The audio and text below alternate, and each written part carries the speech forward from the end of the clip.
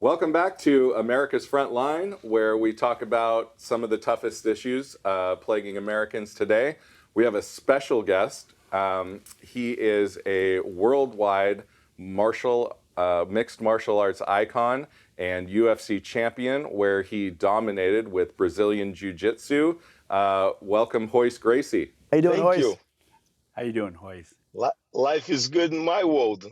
No complaints. We're certainly happy to have you here. You also train military and law enforcement in Jiu-Jitsu.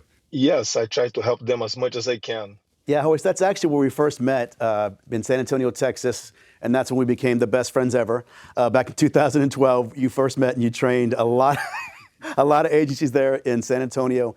And I think that was a great eye-opener. These guys often ask, what other defensive tactics do we train? What else do we use? How do you train in this kind of thing? And I always tell the story how this week-long course, kind of changes a lot of people's mindsets. I mean, you first broke out in the scene in UFC, and a lot of people didn't understand what jiu-jitsu was, and now it's making its way into law enforcement and into military.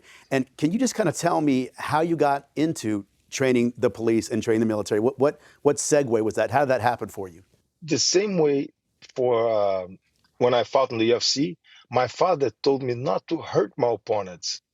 He would be like, son, do not punch them, just subdue them without hurting them. And that was the idea of Gracie Jiu-Jitsu, is to be that you can subdue somebody bigger, stronger, without hurting them. So brought the same concept to law enforcement. And instead of having to beat up the suspect, we can just subdue the suspect without hurting them. That's amazing. And I think it's interesting, like I tell people if they don't understand how the first few UFCs worked.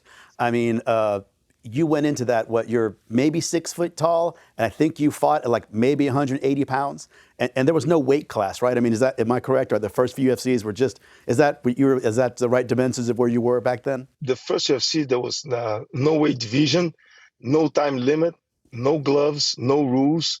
I was about 178. I'm about 180 right now, but 6'1", 178, and I beat opponents sometimes twice my size. Yeah, it showed the technique of Gracie Jiu-Jitsu. That's outstanding. See, Nick, be careful. Even though I'm smaller, be careful.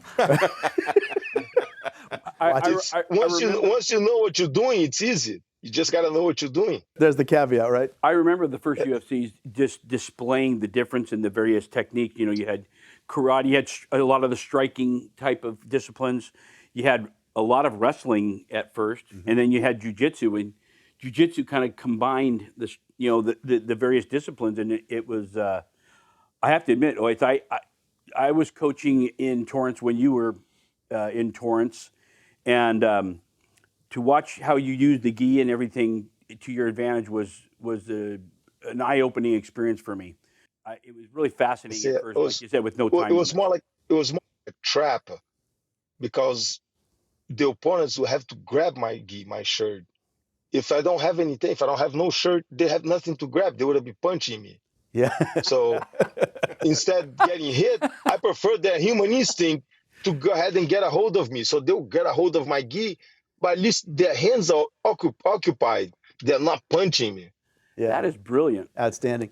Hey, also real quick, and I don't know if a lot of people know this, but do you still hold a peace officer's reserve license? I remember at one point you did. Is that still the case? Yes, I'm a reserve police officer in Pocatello, Idaho. So yeah, I think that's amazing. Are you able to go out on rideouts? Are you able to interact with the public as a police officer? When I'm there, yes. So that's yes. I try to go for ride-alongs, and I'm learning how the process works. So that's not just putting hands on, but how the whole routine. How do you approach a car, and how careful you have to be as a police officer. That's amazing. And we had kind of touched on this before, because like I said, Royce is my best friend. You don't have to answer, Royce. So, but we have talked about this. You kind of made it through the time. I made it through the time in my career in law enforcement to see the whole defund the police movement. And, if you don't want to go into too much detail, I mean, how has that affected you today?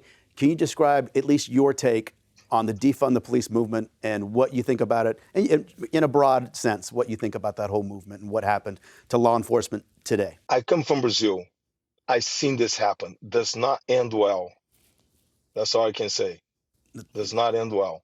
It's taking, it's not even taking the power away from the police officer, but defunding, taking them the ability to learn new techniques, Yep. to get better technology. So, and we need the police. Without a state without police, man, sorry, it goes into chaos. Look at Brazil.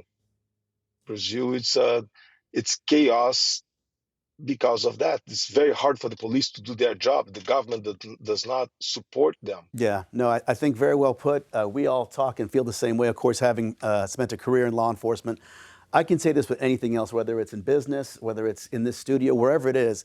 If you want something to be better, you don't take money away. You actually have to put money into it. I mean, I think it has a lot to do with the authority that you invoke as well. I mean, money by itself is not enough. The fact that Royce, trains and helps our officers develop techniques, for hands-on.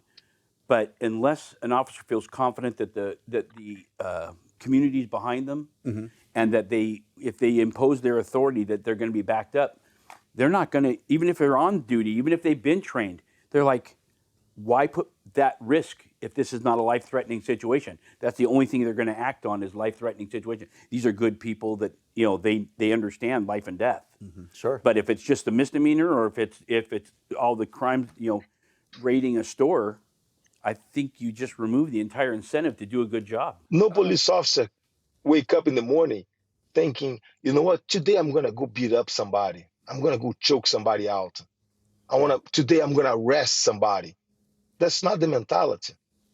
The mentality is just to make sure that the city runs in peace. Royce, that's a great topic. We say that, runs in peace. As I've said before, it's the peace officers course.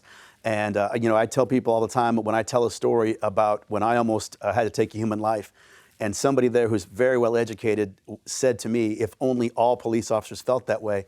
And that hit very hard. I was like, do you really think we wake up every day, like you said, thinking how we're going to hurt people? No, we really do wake up every day trying to bring the peace. And I think that's amazing. Like you said, that whole art form, Jiu-Jitsu, is how to subdue, control, and take them. And I give you kudos, man, for being out there all the time. You're constantly traveling all over the world, training our military and police on how to properly do their job. So, man, kudos to you and what you do.